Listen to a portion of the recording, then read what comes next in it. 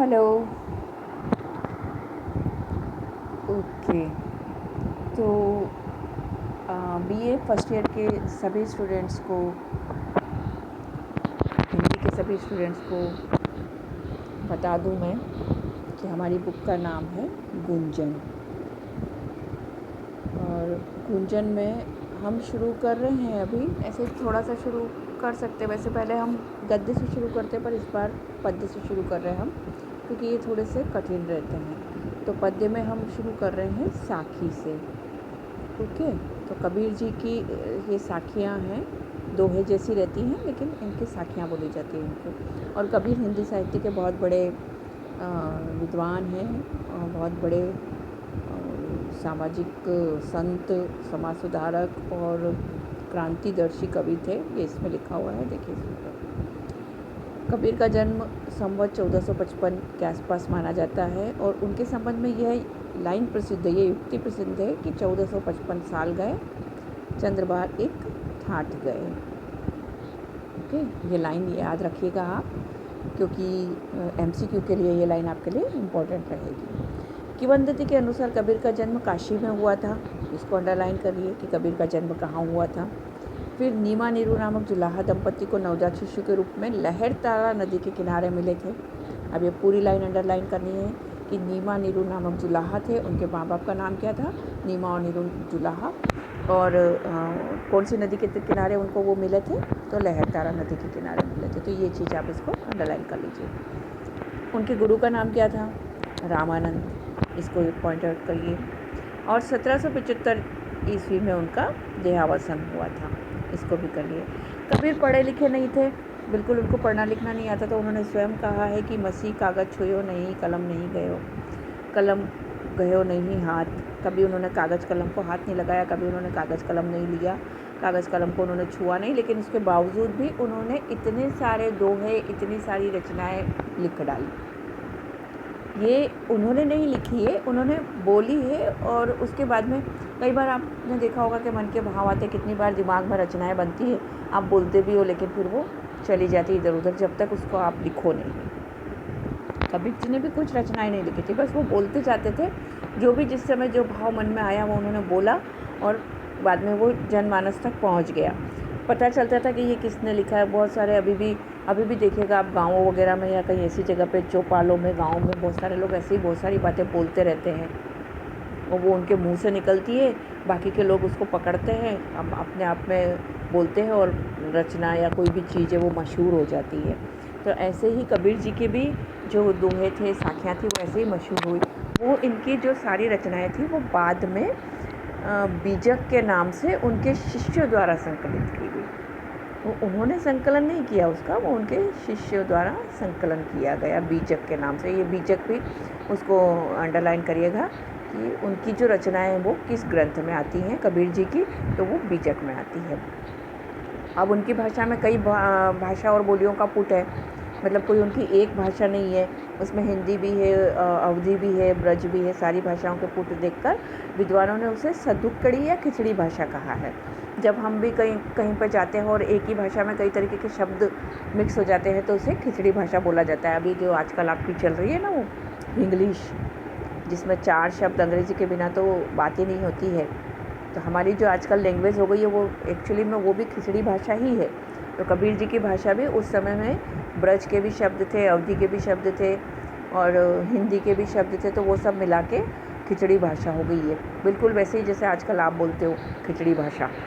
कोई किसी एक भाषा का शब्द नहीं, किसी एक भाषा में कोई बात नहीं करता, सारी भाषाओं को मिलाकर जो बात कही जाती है वो खिचड़ी भाषा होती है। इसीलिए आचार्य हजारी प्रसाद द्विवेदी के शब्दों में भाषा पर कबीर का ज़बरदस्त अधिकार था। जिस बात को उन्होंने जिस रूप में प्रकट करना चाहा, उसी रूप में कहलवा दिया। ये फैक्ट है। लेकिन अब खिचड़ी भाषा भी रही तो भाषा समृद्ध होती है, हम कहते हैं ऐसे, लेकिन यह है कि कबीर जी का भाषा पर पूरा अधिकार था। अब आप इसको भी अंडरलाइन करिए कि एमसीक्यू के कई क्वेश्चंस इसमें निकलते हैं। किसकी भाषा को सद्दुक्कड़ी या खिचड़ी भाषा कहा गया है? कबीर की भाषा को। और आचार्य हजारी प्रसाद द्विवेदी के शब्दों में भाषा पर कबीर का ज़बरदस्त अधिकार था। ये किसका कथन है? भाषा पर कबीर का ज़बरदस्त अधिकार था। ये किसने कहा है? आचार्य हजारी प्रसाद द्विवेदी ने। और आचार्य हजारी प्रसाद द्विवेदी ने कबीर जी के बारे में कहा है कि भाषा पर उनका ज़बरदस्त अधिकार था। ये किसी भी वे में पूछा जा सकता है, तो ये MCQ के क्वेश्चन हो गए हैं। ओके, तो ये है कबीर जी, जिनके बारे में जो मैंने इतनी सारी जानकारी आपको दी कि निर्गुण भक्ति काव्यधारा के अंतर्गत ज्ञान मार्गी शाखा के प्रवर्तक कबीरदास थे, संत थे, समाज सुधारक थे और क्रांतिदर्शी कवि थे। उस ज़माने में इस तरीके की बात लिखना मतलब कितनी बड़ी बात थी। सोचिए, मुसलमानों का, मुग़लों का पूरा राज्य था, शासन था, और पूरे कितनी तरीके की समाज में ये फैली हुई थी व्यवस्थाएं, अव्यवस्थाएं, कुव्यवस्थाएं जिसको बोलते हैं, वो सब फैली हुई थी। उस समय में उनका इस तरीके की बातें करना कितना क्रांतिदर्शी रहा होगा, ये आप समझ सकते हैं। अब इन्होंने ये जो साखी ली है, इसमें जो साखी दी है, इसमें ये सब थोड़ी भक्ति भाव को लेकर है। इनकी कबीर जी वैसे तो क्रांतिदर्शी कवि थे, क्योंकि उन्होंने सारी बातें वैसी ही लिखी है। तो बिल्कुल क्रांति को दिया है कि पाहन पूजे हरि मिले तो मैं पूजूं पहाड़, वहाँ से तो चाकी भरी जो पीस खाए संसार। मतलब पत्थर को पूजने से अगर भगवान मिल जाते हैं तो उससे तो अच्छा है कि मैं पहाड़ को जाके पूज लूँ। इस तरीके के उन्होंने बहुत सारे दोहे कहे हैं। इस तरीके के बहुत तरीके, ऐसी वाणी बोली है मन का आपा खोए और उनको शीतल करे आप ही शीतल होए, या करत करत अभ्यास के जड़मती होत सुजान, रसरी आवत जाती सिल पर पड़त निशान। तो इस तरीके के उन्होंने क्रांति वाले या आगे बढ़ाने वाले या हौसला देने वाले बहुत सारे दोहे कहे। लेकिन ये जो साखी यहाँ पर दी गई है, ये सब उनकी भक्ति भाव की साखी है। ठीक है, ये भक्ति भाव को लेकर उनकी देखिए। तो देखिए आप इसको कि किस तरीके से इन्होंने ये दिया कि चोट सतानी बिरह की सप्तन जर्जर हुई, चोट सतानी बिरह की सप्तन जर्जर हुई, मारन हारा जानिए के जी लागी सुई। अब ये ईश्वर भक्ति कर रहे हैं, ईश्वर से दूर हैं, ईश्वर इनके पास नहीं आ रहे हैं, इसलिए ये बोल रहे हैं कि बिरह की चोट जिसको लगती है ना, उसी को पता चलता है। हर किसी को पता नहीं चलता कि बिरह की चोट क्या है। और बिरह की चोट लगने से जो तन है ना, जो शरीर है, वो पूरा गल जाता है, पूरा जर्जर हो जाता है। और मारन हारा जानिए के जी ही, मतलब मारने वाला भी क्या जानेगा और कोई भी क्या जानेगा, वो तो जिसके तन लगता है ना, वो ही जानता है, और कोई इसको नहीं जान सकता है। जाके पीर ना फटी बिवाई, सो क्या जाने पीर पर आई। जब तक आपको खुद को इस चीज़ का अनुभव नहीं होगा ना, जब तक आपको खुद को बिरह की अनुभूति नहीं होगी, तब तक दूसरे तो मजाक के ही पात्र रहेंगे, लेकिन जिसको लगती है ना, वही जानता है कि बिरह कैसा होता है। तो इसमें कबीर जी ईश्वर से जो उनकी दूरी है, उस चीज़ को लोग लेके बोल रहे हैं कि ईश्वर मेरे से इतना दूर क्यों है, ईश्वर मेरे पास होना चाहिए, ईश्वर मुझे मेरे समीप होना चाहिए, मुझे ईश्वर मिलना चाहिए, और नहीं मिल रहा है वो, तो उसके लिए उनको लग रहा है कि जब बिरह की चोट लगती है, जब जुदाई की चोट लगती है, तो पूरा शरीर जो है वो गल जाता है, जर्जर हो जाता है। और मारन हारा जानिए के जी ही लागी सोई। अब ये उस वैसी को पता चलता है जिसके तन पे ये लग जाती है। दूसरी साखी है अखियन तो झाई परी पंथ निहारी निहारी, जिब्या पे छाला पड़ा राम पुकारी पुकारी। अब वो जो बिरह के उसमें वो रास्ता देख देख के थक गए, उनकी आंखों के आगे झाइयाँ पड़ गई हैं, आंखें कमज़ोर हो गई हैं, रास्ता देख देख के उनके पुतलियों के सामने जाले आ गए हैं, और जीभ पे छाले पड़ गए हैं उनके राम पुकार पुकार के। मतलब वो ईश्वर भक्ति में इतना ज़्यादा लीन है, लेकिन ईश्वर उनके सामने आ नहीं रहे हैं। तो उसके लिए उन्होंने बोला है कि कितना मैं इंतज़ार करूं, या कितना मैं ईश्वर को पुकारूं कि आ जाओ भाई ईश्वर, आ जाओ ईश्वर, आ जाओ। अखियंते झाई पड़ी, रास्ता देख देख के आंखें थक गई हैं मेरी, पलकें थक गई हैं मेरी, और ज़ुबान पे मेरे छाले पड़ गए हैं, मेरी ज़ुबान सूख गई है, जैसे राम पुकारी पुकारी। बताइए, भगवान राम को पुकार पुकार के मेरी ऐसी हालत हो गई है कि आंखें भी थक गई और ज़ुबान भी सूख गई, मेरी ज़ुबान पर भी छाले पड़ गए हैं। नेक्स्ट उसमें यही है कि तू करता तू भया, मुझ में रही न हूँ, बारी तेरे नाव परी जित देखूँ तित तू। अब जैसे लाली मेरे लाल की, जित देखूँ तित लाल, लाली देखन में गई मैं भी हो गई लाली, उनका दोहा है। उसी तरीके का ये भी दोहा है कि जिधर देखो उधर ईश्वर ही नज़र आते हैं। ये ईश्वर के प्रति उनकी भक्ति, उनका प्रेम, उनका विश्वास, उनका स्नेह, सब कुछ इसमें रहा है कि तू करता तू भया। मुझ में रही न मैं। देखो तुझे पूछते पूछते अब मैं भी उसमें आ गई हूँ। मतलब इसमें उन्होंने क्या हुआ था कि ईश्वर को अपना स्वामी और खुद को उनकी स्वामिनी मान के ये लिखी थी साखी दो है वगैरह, तो इसलिए उन्होंने इसमें स्त्रीलिंग का प्रयोग किया है कि तू बढ़ गया और बारी तेरे नाव पर ही। अब इतना मैं तेरे उसमें खो गई हूँ, इतना तेरे उसमें डूब गई हूँ कि जिधर देखती हूँ उधर तू ही तू नज़र आता है। ईश्वर मतलब इतना भक्ति में, इतना ईश्वर की भक्ति में, इतना उनकी पूजा में, इतना उनके स्नेह में, उनके प्यार में लीन हो गए हैं कबीर जी कि वो ये कह रहे हैं कि जिधर मैं देख रहा हूँ उधर मुझे ईश्वर ही ईश्वर दिखाई दे रहा, उधर मुझे तू ही तू दिखाई दे रहा है कि मैं अब मेरा मुझ में कुछ रहा ही नहीं, अब मुझ में कुछ रही नहीं, मेरा कुछ रहा ही नहीं, बस तेरा तेरा करते में ही मैं भी तू ही बन गई। अब ईश्वर ईश्वर रटते रटते में मैं भी ईश्वर के जैसी ही हो गई हूँ। और बारी तेरे नाव पर ही जिधर देख रही हूँ उधर तू ही है। ये उनकी साखी का उसमें ये है।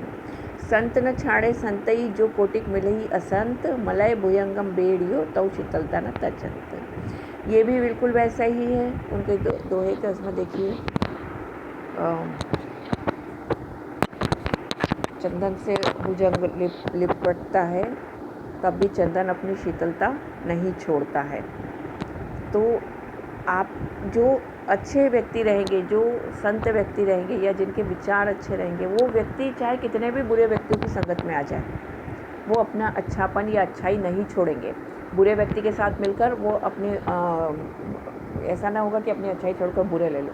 जैसे आप को कोई दोस्त ऐसा मिल जाता है जो आपको किसी कोई गलत काम करने के लिए प्रेरित करता है, तो आप तुरंत उसकी बातों में आके कुछ गलत काम करने लग जाओ, ऐसा नहीं रहता। लेकिन अगर आपने सोच लिया कि आपको नहीं करना है कोई गलत काम, लगे तो आप उसकी संगति छोड़ दो जो आपको गलत काम करने के लिए प्रेरित कर रहा है। लेकिन आप अपने गलत काम करने के लिए उत्सुक नहीं रहेंगे, गलत काम की तरफ कदम नहीं बढ़ाएंगे।